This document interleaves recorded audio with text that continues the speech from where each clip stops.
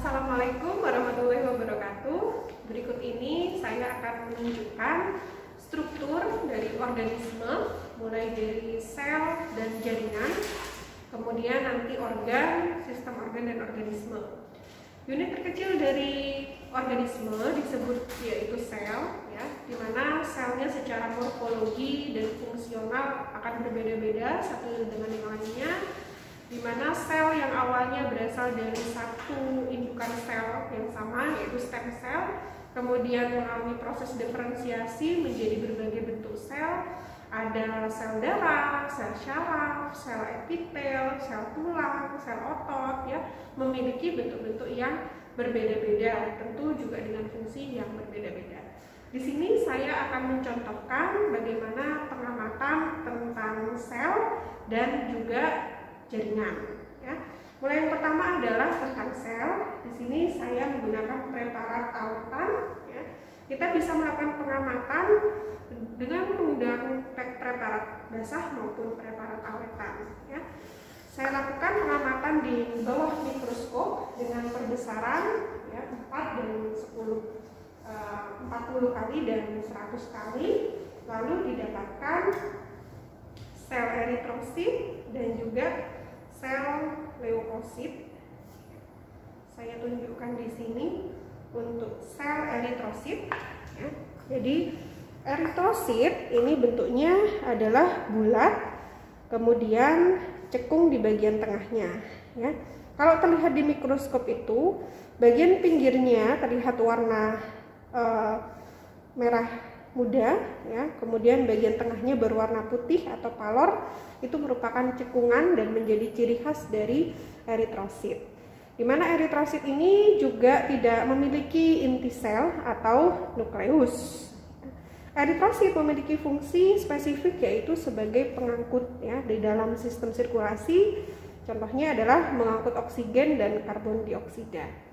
Kemudian saya juga mengamati sel darah putih atau leukosit. Sel darah putih, ya, ini saya contohkan, bentuknya lebih besar, ya, ukurannya lebih besar dari eritrosit. Kemudian dia memiliki inti sel. Jika terwarnai, ya, dengan red ataupun ginsa, terlihat di sini bahwa sel darah putih memiliki bagian inti sel, ya, yang ada bermacam-macam. Sel darah putih ada 5 jenis. Yang pertama adalah monosit. Monosit memiliki inti sel berbentuk bulat pejal, ya, atau bola. Kemudian monosit itu saya contohkan di sini, ya. Itu bentuknya seperti ginjal, ya, nukleusnya seperti ginjal, sedangkan yang bulat pejal ini adalah limfosit. Jadi ini monosit berbentuk seperti ginjal bagian nukleusnya, sedangkan limfosit berbentuk bola pejal. Lalu ada lagi yang ketiga, yaitu neutrofil. Neutrofil itu terdiri dari 2 lobus atau lebih, ya. Kalau 2 lobus ini neutrofil batang, sedangkan lebih dari 2 lobus adalah neutrofil segmen. Ya, umumnya bisa 3, ya, bisa 4 gitu.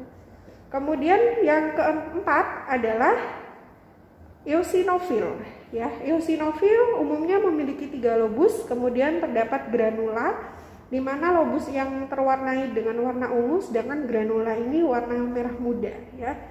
Di dalam granula itu dia menghasilkan cairan histamin yang fungsinya nanti dalam sistem imun berperan sebagai respon alergi.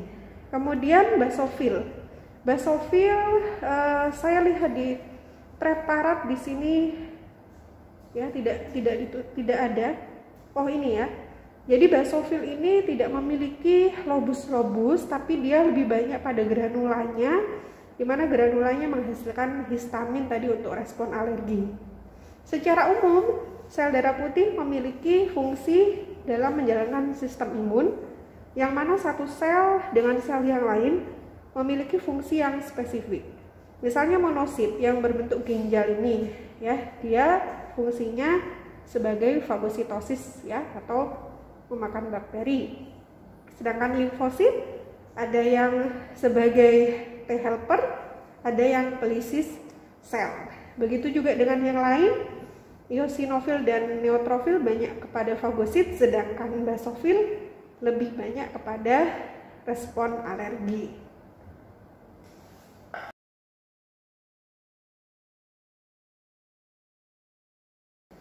Setelah kita pengamatan eritrosit dan leukosit maupun trombosit ya pada sel darah, kita tahu bahwa di dalam sel itu terdapat bagian yang terluar yaitu membran sel, kemudian sitoplasma dan inti sel.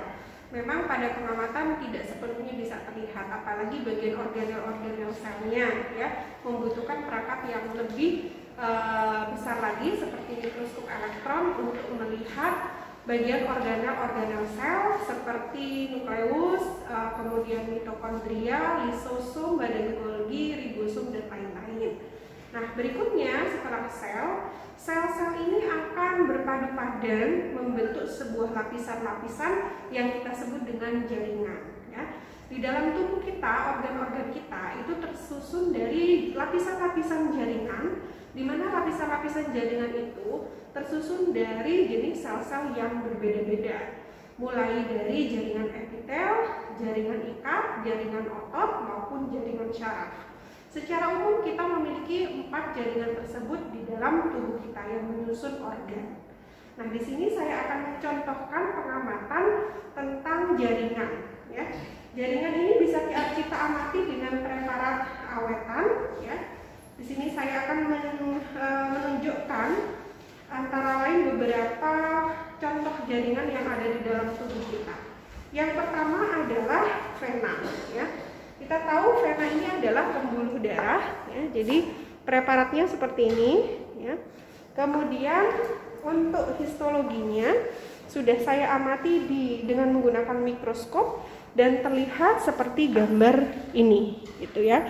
Jadi vena itu kalau kita iris ya menggunakan teknik histologis ya, di sini akan memotong secara melintang, jadi akan terlihat bulat seperti ini preparatnya. Kemudian dari bulat inilah yang merupakan pembuluh darah kita, di mana bagian paling dalam di sini disebut dengan lumen. Lumen itu merupakan saluran yang nanti akan dilewati oleh aliran darah. Ya. Bagian terdekat dengan lumen ini adalah endotelium. Ya. Endotelium ini sebagai pembatas dalam dari vena ataupun arteri. Ya. Secara umum dalam pembuluh darah memiliki endotelium. Di endotelium inilah biasanya terdapat tumpukan-tumpukan lipid, kolesterol gitu ya, yang akan membentuk plak, di mana plak ini nanti bisa menimbulkan sumbatan ataupun terjadi ruptur yang menimbulkan inflamasi sehingga terjadi aterosklerosis. Untuk lapisan-lapisan pada vena ini mulai dari endotelium, lalu yang kedua ada tunika intima. Kemudian lapisan berikutnya, tunika intima biasanya tersusun dari jaringan epitel. Lalu tunika media.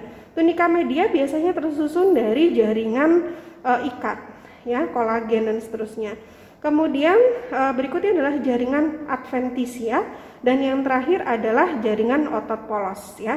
Di mana pembuluh darah ini juga akan mengecil, membesar ya, vasokonstriksi dan vasodilatasi yang di situ didukung oleh otot polos yang terdapat pada bagian luar dari vena. Kemudian pengamatan berikutnya saya mengamati ileum. Ileum ini kita tahu dia merupakan usus penyerapan ya. Jadi usus kan ada duodenum, jejunum dan ileum. Nah, di mana ileum ini punya kespesifikan atau karakter yang di situ ada jonjot-jonjot villi sebagai tempat atau area penyerapan zat makanan, ya. Nah, kemudian saya amati di mikroskop. Di sini akan terlihat bahwasanya usus itu juga seperti pembuluh darah memiliki lumen yang di situ akan dilewati oleh makanan. Bagian terluar di sini juga tersusun dari jaringan epitel. Nah, kita lihat di sini untuk sediaannya ya, untuk preparatnya ini juga membulat, kemudian bagian tengah ya, bagian dalamnya adalah lumen, bagian terluar yang berbatasan dengan lumen itu juga tersusun dari jaringan epitel. Lalu terdapat kekhasan di organ ileum ini, yaitu adanya jaringan berupa jonjol-jonjol villi. Di sini terdapat cekungan, kemudian tonjolan, cekungan, tonjolan ya. Tonjolan ini disebut dengan villi. Apabila diperbesar villi ini, nah di sini akan tersusun sel-sel berupa sel-sel mikrovilli ya. Di mikrofili inilah tempat terjadinya penyerapan sari-sari makanan yang di bagian tunika adventitia ini terdapat pembuluh darah yang nantinya zat makanan berupa glukosa, kemudian asam amino ataupun gliserol, asam lemak ini akan masuk dan terserap di pembuluh darah. Berikutnya adalah smooth muscle atau otot polos ya. Nah, jaringannya kita tahu secara teori ya, otot itu ada 3, ada otot polos, kemudian otot rangka, dan juga otot jantung ya. Otot rangka disebut juga otot lurik, mungkin yang mengenalinya ya. Nah, yang saya amati di sini adalah otot polos. Di mana otot polos itu kita tahu bentuk selnya seperti gelindong ya. Nah, kalau saya tunjukkan di sini, saya lihat di mikroskop. Ini pada usus halus. Nah, bagian terluar dari usus halus itu adalah otot ya. Seperti kita tahu organ visceral secara umum, bagian terluarnya tersusun dari otot. Gitu, untuk melakukan perbesaran atau pengecilan bagian ya. Pada pembuluh darah juga begitu, vasokonstriksi dilatasi. Begitu juga pada organ, di sini ada otot. Dimana yang saya contohkan di sini adalah pada organ usus ya, otot polosnya bentuknya seperti ini ya, jadi ada bentukan gelendong-gelendong gitu. Ini yang sangat spesifik pada otot polos. Kemudian saya mengamati pylorus ya. Pylorus ini merupakan bagian dari lambung ya, atau gastrik ya. Ada di mana lambung itu ada fundus, kardiak, dan pylorus.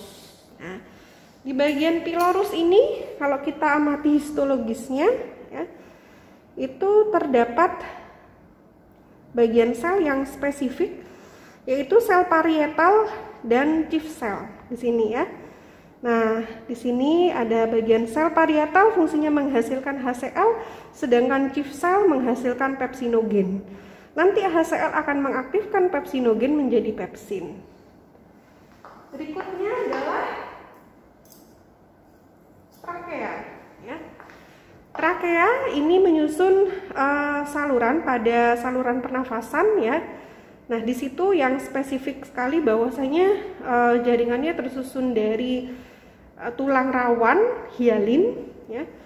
Kemudian gambaran histologisnya pada mikroskop ya, yang warna biru yang warna kehijauan ini ya, biru kehijauan ini karena pewarnanya ya. Ini adalah tulang rawan hialin, sedangkan yang warna pink atau merah muda ini adalah mikrosilia. Dimana kita tahu trakea itu memiliki kekhasan selain tulang rawan hialin, kemudian ada mikrosilia yang fungsinya secara spesifik adalah untuk menyaring udara. Ya. Kemudian berikutnya ya, ada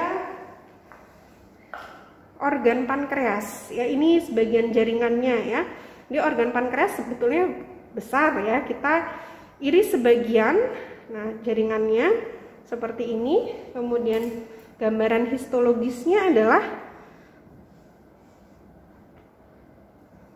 nah ini ya, jadi ada unit fungsional dari pankreas, dia akan mendukung sistem pencernaan. Ada yang disebut dengan sel pulau Langerhans, di mana pulau Langerhans itu ada sel alfa, sel beta, sel gamma. Yang sangat kita tahu sel beta ini memproduksi hormon insulin, sel alfa glukagon, begitu ya. Nah, di sini Pulau Langerhan ini fungsinya sebagai pendukung endokrin atau hormonal ya, penghasil hormon. Sedangkan bagian yang di luar dari ini Pulau Langerhan ya, ini Pulau Langerhan. Kemudian bagian luarnya di sini adalah asini pankreas yang menghasilkan enzim-enzim pencernaan gitu ya. Jadi yang Pulau Langerhan menghasilkan hormon, kemudian yang acini pankreas menghasilkan enzim. Enzim apa? Enzim pencernaan, misalnya enterokinase begitu. Kemudian yang terakhir adalah glandula alveolar. Ya, alveolus ini. Alveolus merupakan bagian dari organ paru-paru yang berfungsi untuk difusi oksigen dan karbon dioksida ya. Untuk gambaran histologisnya, jadi ini adalah jaringan pada bronkus, kemudian dia berakhir di alveolus ya, berupa kantong. Ya, disinilah terdapat celah-celah untuk difusi yang akan menempel dengan pembuluh darah untuk melakukan difusi oksigen dan karbon dioksida. Demikian tadi pembahasan tentang sel dan jaringan. Kita lanjutkan berikutnya dengan organ dan sistem organ.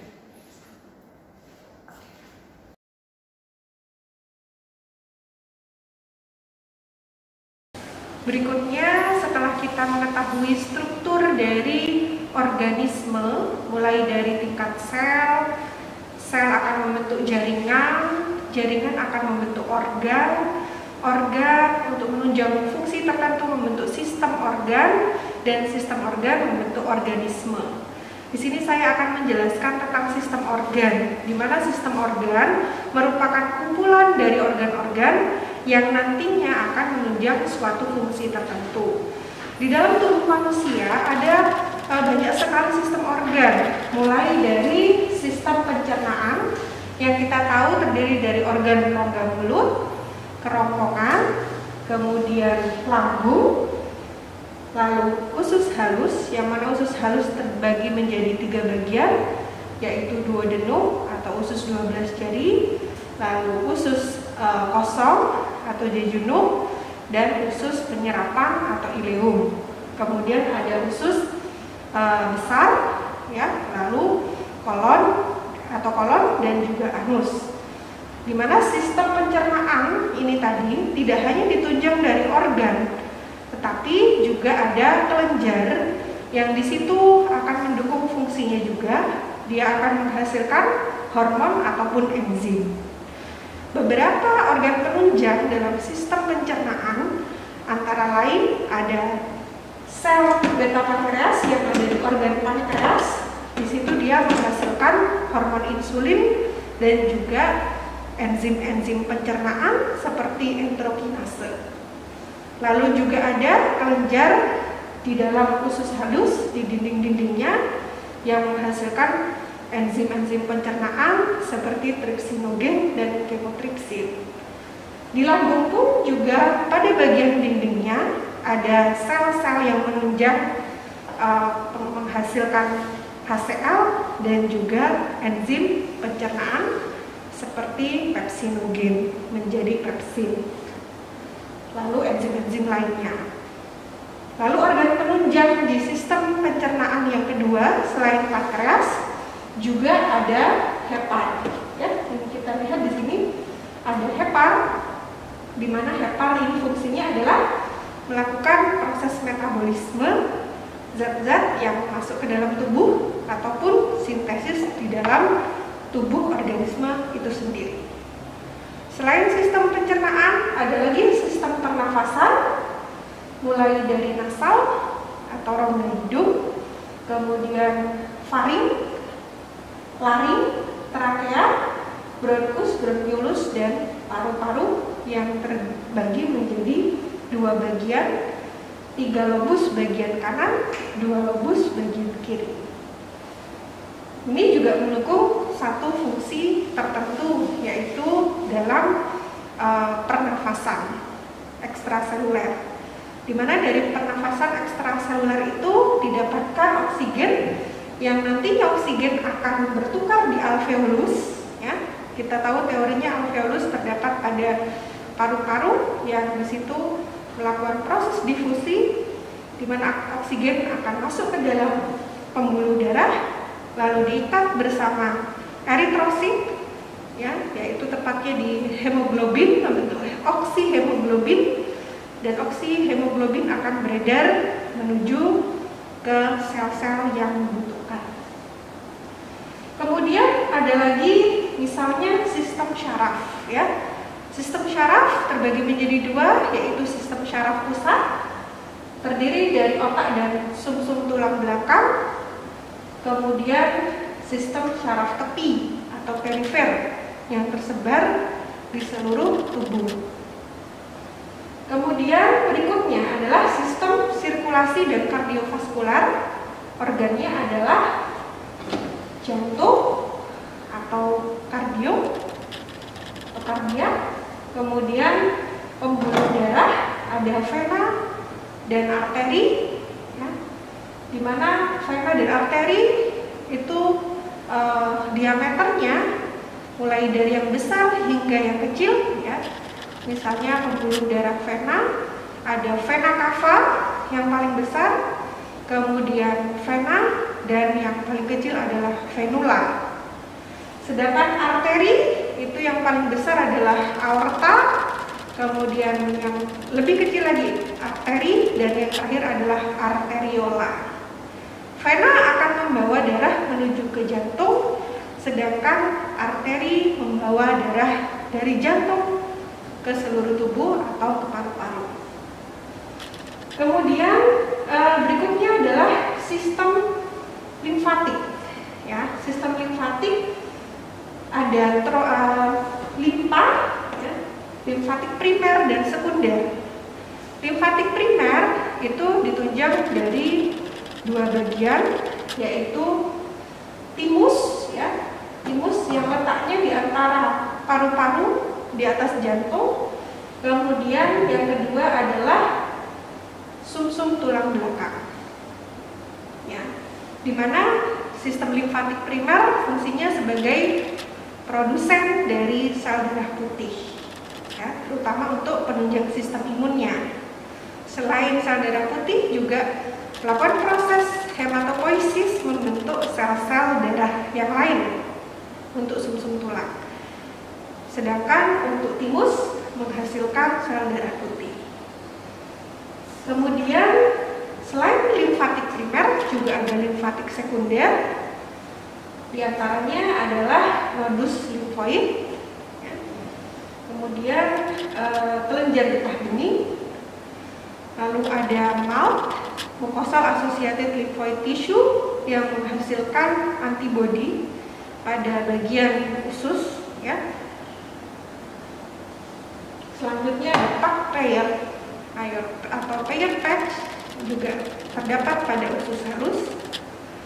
Lalu ada juga umbai cacing atau appendix, ini juga mendukung sistem imun. Lalu berikutnya adalah sistem reproduksi, ya. Pada pria dan wanita berbeda. Untuk pria ada reproduksi luar dan dalam. Reproduksi luar ada testis dan penis, ya. Kemudian salurannya ada di dalam tubuh, ya, internal. Sedangkan pada wanita juga sama, ada reproduksi dalam dan luar. Reproduksi dalam mulai dari ovarium yang menghasilkan ovum dan hormon reproduksi, estrogen dan testosteron, estrogen dan progesteron. Kemudian ada tuba fallopi, uterus, cervix. Sedangkan bagian luar adalah vagina dan labia mayora minora. Kemudian selanjutnya ada sistem urinaria, ya, yang termasuk dalam ekskresi. Itu ada sistem urinaria bagian ginjal, ya. Lalu ada ureter, kandung kemih, dan uretra. Lalu ada juga hepar yang fungsinya juga sistem ekskresi, menghasilkan bilirubin dan biliverdin. Dikatakan ekskresi karena dia mengeluarkan hasil sisa metabolisme. Sedangkan pada pencernaan dikatakan defekasi karena merupakan ampas dari sistem pencernaan yang sudah diserap. Gitu ya. Jadi kalau pencernaan bukan sistem ekskresi tapi defekasi. Selain ginjal dan hepar, sistem ekskresi juga terdapat pada paru-paru dan kulit.